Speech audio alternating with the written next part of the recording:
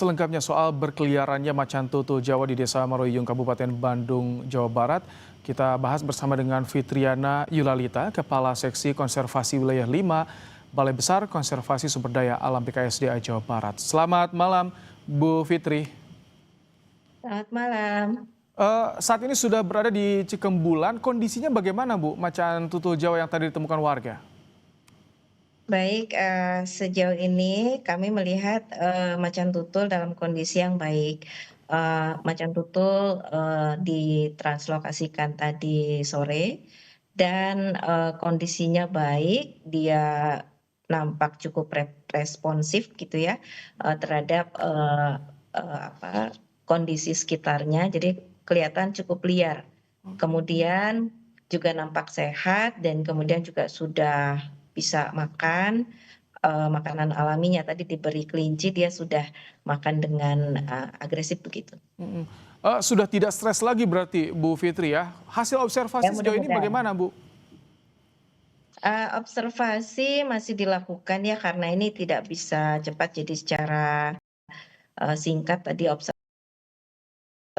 pada saat tim dokter dari, Taman Satwa Cikembulan datang itu menyimpulkan bahwa satwa itu merupakan macan tutul Jawa jantan dan dia, ada beberapa luka ya karena tadi situasi kondisi darurat, kemudian juga, masih merespon secara agresif gitu. Biasanya yang diobservasi apa saja Bu? Apakah termasuk soal kesehatan, kemudian, daya tahan tubuhnya, atau apalagi biasanya Bu?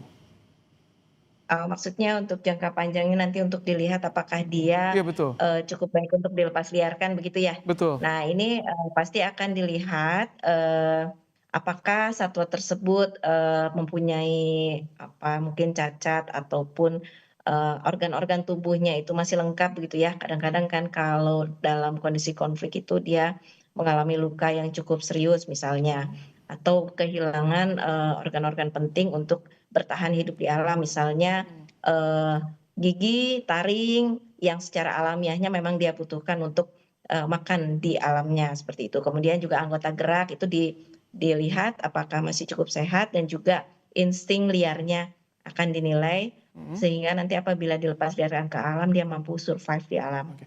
Ini kan diduga berasal dari Gunung Rakutak. Ini, bisa digambarkan Bu Fitri, jaraknya seberapa jauh sih dengan permukiman warga di Pacet tadi? Kemudian soal habitat merekanya seperti apa kondisinya sebetulnya?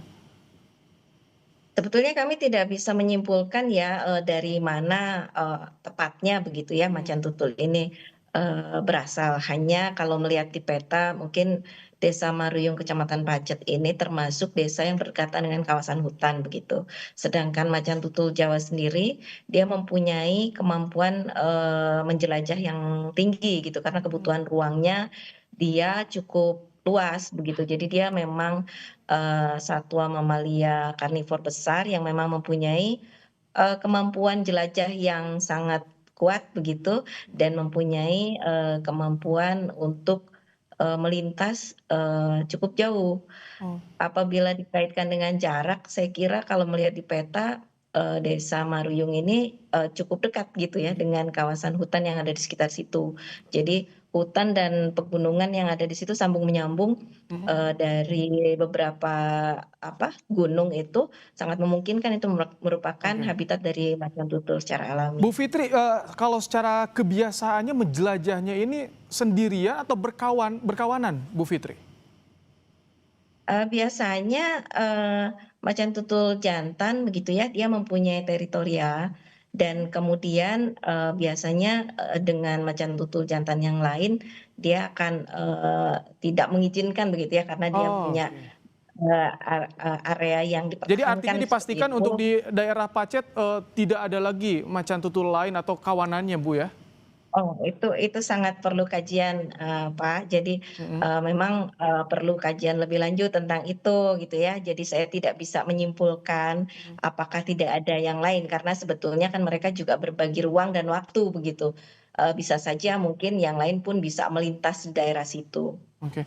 Bu Fitri, ini edukasi bagi warga jika kemudian hari mendapati hewan yang dilindungi seperti macan tutul Jawa ke permukiman, bagaimana mereka harus berbuat, Bu? Baik, mungkin sedikit saya sampaikan ya bahwa macan tutul Jawa ini selain, satwa dilindungi, dia, juga merupakan satwa yang merupakan identitas Jawa Barat. Ini pernah di-SK-kan oleh Gubernur Jawa Barat di tahun 2005. Jadi dia merupakan satwa kebanggaan Jawa Barat sebetulnya dan merupakan satwa endemik, di Jawa yang hanya hidup di Jawa. Jadi, memang, merupakan satu kebanggaan sekaligus juga tanggung jawab ya, sehingga, memang, kita bersama harus, ikut melestarikan satwa ini agar tidak punah begitu, Mhm. sehingga tadi sebetulnya kejadian tadi itu menggambarkan bahwa warga itu juga cukup mengerti gitu sehingga berupaya untuk tidak melukai satwa. Nah pada intinya apabila, warga menemui kembali mungkin kejadian, satwa dilindungi lain berada di pemukiman tidak hanya macan tutul ya, Mhm. harapan kami bisa menghubungi call center BPKSD Jawa Barat. Baik, terima kasih Bu Fitriana Yulalita dari BKSDA Jawa Barat telah bergabung di program Kompas Malam hari ini.